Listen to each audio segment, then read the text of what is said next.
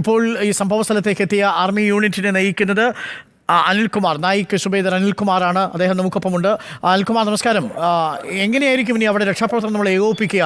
വളരെ ബുദ്ധിമുട്ടുണ്ട് ആ ഭാഗത്തേക്ക് ചെന്നെത്താൻ. നമ്മൾ ഉപകരണങ്ങളുമൊക്കെ ആയാണോ പോകുന്നത്? ഹലോ, ശ്രീ അനിൽകുമാർ, അങ്ങേക്ക് കേൾക്കാമെങ്കിൽ വളരെ ദുഷ്കരമാണ് അവിടുത്തെ രക്ഷാപ്രവർത്തനം എന്നാണ് ഫീൽഡിൽ നിന്ന് ഞങ്ങളുടെ റിപ്പോർട്ടർമാർ പറയുന്നത്. നമ്മൾ സാധന സാമഗ്രികളും ഒക്കെ ആയിട്ടായിരിക്കുമോ പോവുക? ഏത് തരത്തിലായിരിക്കും? അതെ, നമ്മളെ എല്ലാവിധ ടൂൾസ് ആയിട്ടാണ് നമ്മൾ അങ്ങോട്ട് പോകുന്നത്.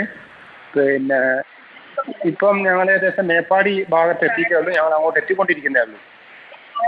മേപ്പാടി ഭാഗത്ത് എത്തിയിട്ടുണ്ട് അല്ലേ? മേപ്പാടി ഭാഗത്ത് എത്തിയിട്ടേ ഉള്ളൂ. ഞങ്ങൾ അങ്ങോട്ട് എത്തിക്കൊണ്ടിരിക്കുകയാണ്. ഞങ്ങളെ ട്രൂപ്സ് വന്നുകൊണ്ടിരിക്കുകയാണ്. ഞങ്ങൾ വരുന്ന വഴിക്ക് ഈങ്ങാപ്പുഴ, കൊടുവള്ളി അവിടെ എന്താണെന്ന് വെച്ചിട്ടുണ്ടെങ്കിൽ വെള്ളം കയറിയതുകൊണ്ട് ഞങ്ങൾക്ക് ലേശം ബുദ്ധിമുട്ടുകൾ അനുഭവപ്പെട്ട് അവിടെ ഞങ്ങൾ വന്നുകൊണ്ടിരിക്കുകയാണ്. ഇപ്പോൾ കാലാവസ്ഥ എങ്ങനെയാണ് അവിടെ?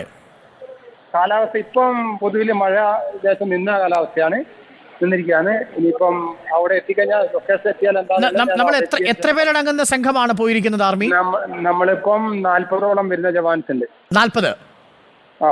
Kozhikode west hill 122 TA battalion. Kozhikode west ഹില്ലിൽ നിന്നുള്ള ബറ്റാലിയനിൽപ്പെട്ട അനിൽകുമാർ, സുബേദർ അനിൽകുമാർ നായിക്കിന്റെ നേതൃത്വത്തിലുള്ള സംഘമാണല്ലേ?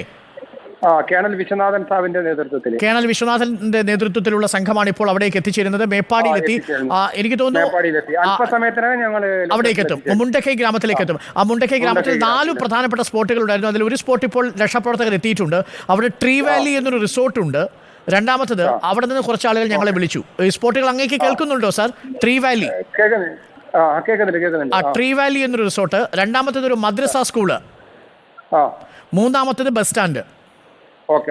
ഞങ്ങൾ അവിടെ എത്തിയതിന് ശേഷം, ലൊക്കേഷനിൽ എത്തിയതിന് ശേഷം ഞാൻ നിങ്ങളെ വിളിക്കാം. Okay, thank you sir. Thank you. Shri അനിൽകുമാറാണ് ഈ സംഘത്തിലുണ്ട്, ആർമി സംഘത്തിലുണ്ട്. റിപ്പോർട്ടറിലെ ഈ മുണ്ടക്കൈ ഭാഗത്ത് നിന്ന് ഒറ്റപ്പെട്ടു പോയ നിരവധി മനുഷ്യർ വിളിക്കുന്നുണ്ട്. അവരുടെ ബന്ധുക്കളെ തിരഞ്ഞു വിളിക്കുന്നുണ്ട്. പലപ്പോഴും നമുക്കൊരു കൃത്യമായ ഉത്തരം കൊടുക്കാൻ കഴിയില്ലെങ്കിലും രക്ഷാപ്രവർത്തകർക്ക് സ്പോട്ട് കൊടുക്കാം. അതിലൊരാളെ നമുക്ക് രക്ഷിച്ചെടുക്കാൻ സാധിച്ചു എന്നൊരു വാർത്തയുണ്ട്. ഇത് ആകാശ ദൃശ്യങ്ങൾക്കൊപ്പം തന്നെ ഈ സംഭവം ഉണ്ടായ സമയത്ത് തൊട്ടടുത്ത സമയങ്ങളിൽ പകർത്തിയ ദൃശ്യങ്ങൾ കൂടിയാണ് പ്രേക്ഷകർ കാണുന്നത്. ഭീതിതമായ ഒരു ഉരുൾപൊട്ടലിൻ്റെ ദൃശ്യമാണ് കാണുന്നത്.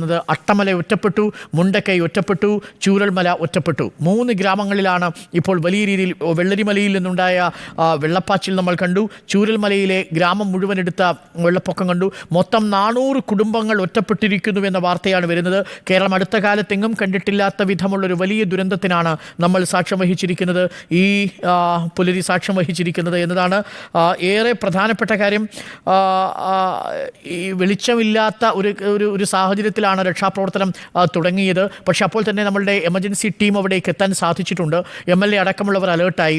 NDRFന് 250 അംഗ സംഘം പുലരും മുമ്പ് തന്നെ ചൂരൽമലയിലെത്തി. പക്ഷേ മുണ്ടക്കൈയിലേക്ക് 3 തവണ അവർ കടന്നു പോകാൻ ശ്രമം നടത്തിയെങ്കിലും കുത്തിയൊലിച്ചു വന്ന മലവെള്ളപ്പാച്ചിൽ അവരെ ദൗത്യത്തിൽ നിന്ന് പിന്തിരിപ്പിച്ചു.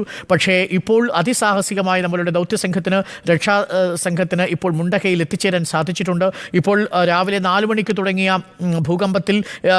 ഉരുൾപൊട്ടലിൽ ഇപ്പോൾ 7 മണിക്കൂർ 8 മണിക്കൂർ പിന്നിടുകയാണ്. പല മനുഷ്യരും പരിഭ്രാന്തരാണ്. തങ്ങളുടെ പ്രിയപ്പെട്ടവരെ കണ്ടോ എന്ന് തിരിഞ്ഞു വിളിക്കുന്നുണ്ട്. അവരെവിടെയെങ്കിലും ഉള്ളതായിട്ട് വിവരമറിയാമോ എന്ന് ചോദിച്ച് വിളിക്കുന്നുണ്ട്.